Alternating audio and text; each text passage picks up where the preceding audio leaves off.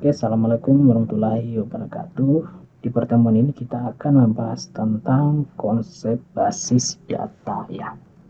Jadi apa itu basis data, pengertiannya apa, serta komponen-komponen yang digunakan dalam basis data itu apa, di materi ini akan kita bahas ya.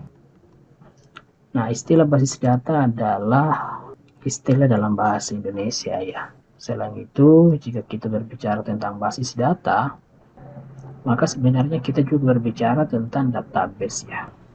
Jadi jika kita berbicara tentang basis data, maka kita berbicara database. Basis data ini versi bahasa Indonesia. Tapi jika dalam bentuk bahasa Inggris, namanya bukan lagi basis data, tapi database ya. Jadi jika kita berbicara tentang database, maka kita juga berbicara tentang basis data. Jadi basis data itu adalah database, database juga itu adalah basis data. Sama saja ya. Oke, kita masuk di pengertian basis data. Basis data atau database adalah kumpulan data yang terorganisir atau terstruktur ya, secara sistematis dan terintegrasi satu atau beberapa sistem.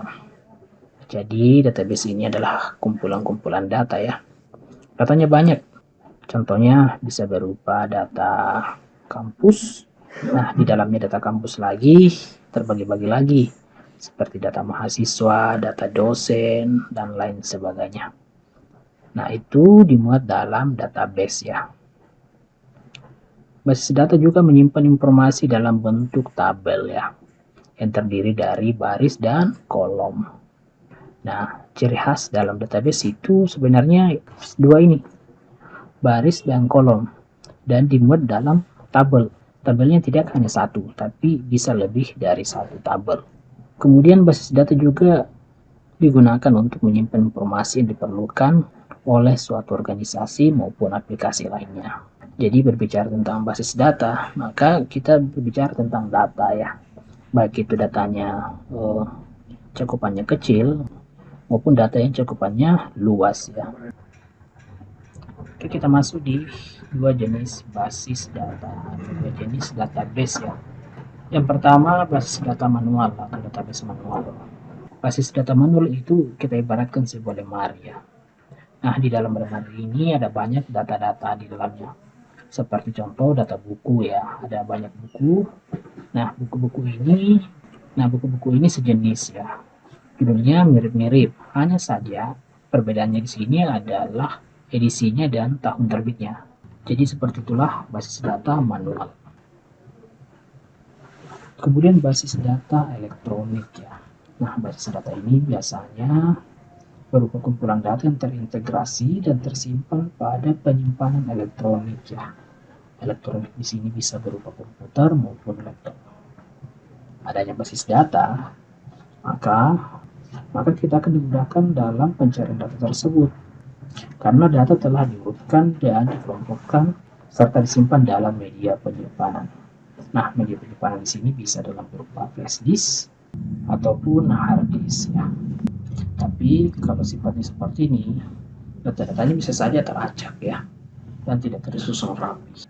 Nah, untuk data yang tersimpan dalam komputer tersebut tentunya memerlukan sesuatu pengaturan data ya. Biasanya kita menggunakan software database di sini. Nah, software database di sini biasa juga disebut dengan DBMS atau Database Management System. Nah, Database Management System ini adalah sebuah program ya atau aplikasi. Nah, Database Management System ini adalah sebuah program aplikasi atau software yang berfungsi untuk mengatur data. Kita juga bisa menghapus, mengubah, dan kita juga bisa mengambil data tersebut menggunakan software ini. Nah, fungsi database. Yang pertama, mengelompokkan data dan informasi sehingga lebih mudah dimengerti.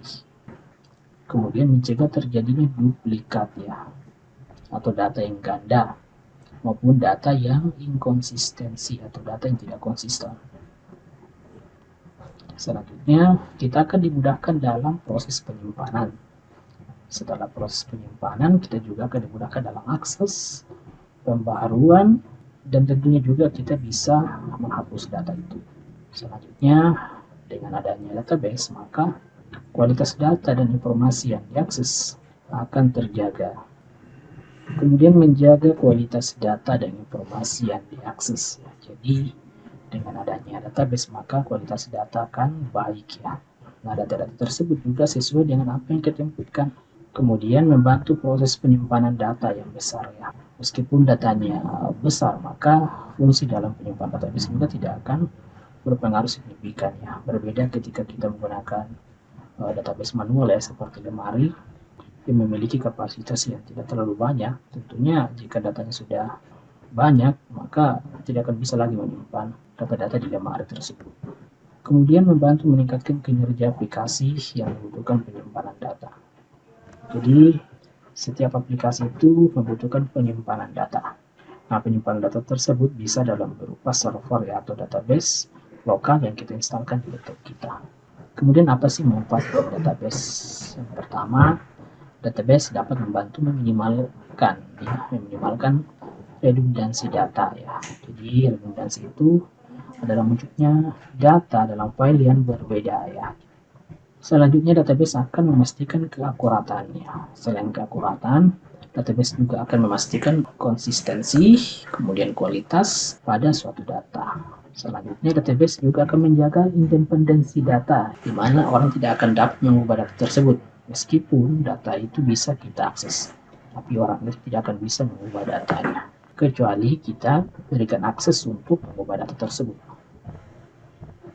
Selanjutnya memudahkan berbagi data ya. Jadi database yang kita gunakan bisa untuk berbagi data atau informasi ke sesama pengguna lainnya. Kemudian memudahkan kita dalam pemeliharaan serta keamanan data. Jadi database memastikan bahwa keamanan informasi dan data yang kita miliki terjaga dengan baik. Kita juga bisa memasukkan kode-kode akses untuk data tertentu sehingga tidak dapat mudah diakses oleh orang lain. Dan yang terakhir adalah kemudahan akses data. Dengan adanya database, kita dapat dipermudah mengakses dan memperoleh data tersebut. Kemudian jenis software database ya. Jadi ada banyak sekali jenis software database yang kita bisa manfaatkan. Di antaranya ada Microsoft Access, kita juga bisa menggunakan Oracle, ada MS SQL Server, ini bisa digunakan untuk server. Ada juga MySQL yang paling umum digunakan. Kemudian ada Firebird, DB Maria atau MariaDB. Kemudian ada OraingDB, ada PostgreSQL, dan kemudian ada Cloudera ya. Jadi software-software ini yang kita bisa gunakan dalam pembuatan database ya. Yang paling umum digunakan adalah MySQL ya. Kemudian kita masuk di tipe database ya. Nah, contohnya yang pertama, contohnya operational database ya. Kemudian ada analytical database, ada data warehouse, distribute database, and user database. Kemudian yang terakhir ada real-time database ya. Jadi tipe-tipe ini yang sering digunakan dalam pengelolaan database ya. Oke, yang pertama operational database ya. Jadi operational database atau sistem manajemen basis data operasional biasanya digunakan untuk memperbaharui data secara real time ya. Sedangkan itu, tipe basis data ini memungkinkan kita untuk memodifikasi data ya, seperti menambah, kemudian kita juga bisa mengubah dan menghapus data secara real time ya. Tapi skalanya adalah operasional ya. Kemudian ada analytical database.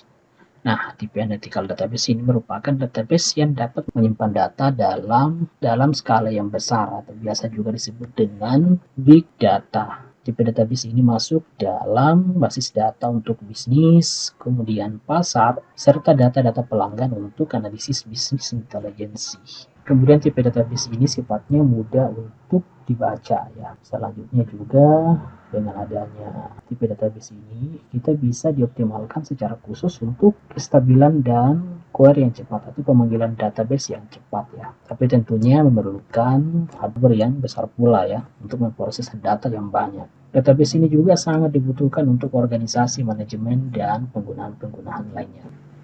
Kemudian yang ketiga adalah data warehouse ya. Jadi Selain data yang besar seperti analytical database, khusus untuk analisis data, ada juga disebut dengan data warehouse. Nah, database ini mirip-mirip dengan database yang tadi. Data warehouse adalah jenis database yang biasa disebut dengan istilah Enterprise Data Warehouse, yang disingkat dengan EDW. Nah, tipe basis data ini adalah elemen utama dalam bisnis intelligence juga. Database ini digunakan untuk analisis dan pelaporan data ya. Data warehouse juga menghimpun data-data terbaru dari berbagai sumber yang beredar dalam satu lokasi terpusat dan tentunya untuk menghasilkan laporan analisis. Nah, ini juga biasa digunakan dalam bisnis intelligence. Nah, contoh software dalam penerapan database warehouse adalah kita bisa menggunakan Microsoft SQL Server ya. Kita bisa menggunakan Microsoft SQL Server ya. Jadi khusus untuk server saja ya. Nah, jika kita berbicara tentang server, maka kita berbicara tentang pusat data. Kemudian yang keempat adalah distribute database. Nah, distribute database terdiri dari dua berkas atau lebih, serta diletakkan dalam situs yang berbeda, baik di jaringan yang sama maupun di jaringan yang berbeda sama sekali. Nah, pada penerapannya, sistem ini digunakan untuk mendistribusikan database ya, melalui workgroup location di kantor regional, bisa juga di kantor cabang, serta lokasi kerja lainnya yang berkaitan dengan pusat data itu. Yang kelima adalah end user database atau pengguna database terakhir ya. Nah, end user database ini jenisnya dibuat dan diatur oleh pengguna terakhir ya. Biasanya menggunakan perangkat atau workstation tersendiri. Nah, jenis berkas ini dibuat dengan prosedur tertentu. Dan berkas data dikelola melalui sistem mandiri dengan metode yang digunakan oleh organisasi tersebut. Basis data ini berlaku untuk dokumen yang bersifat offline ya, atau tidak terkoneksi dengan internet, dan disimpan di perangkat pribadi. Nah, contoh dari end user database adalah spreadsheet ya, yang memiliki fasilitas Excel, kemudian ada word processing dan download file. Kemudian yang terakhir adalah real-time database ya.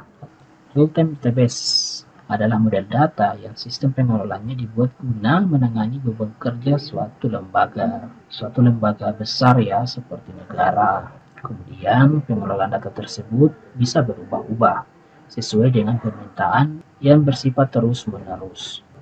Seperti perubahan harga mata uang dolar yang sifatnya setiap menit akan berubah. Nah, disinilah digunakan database real time ya. Oke, sekira cukup untuk materi kita kali ini.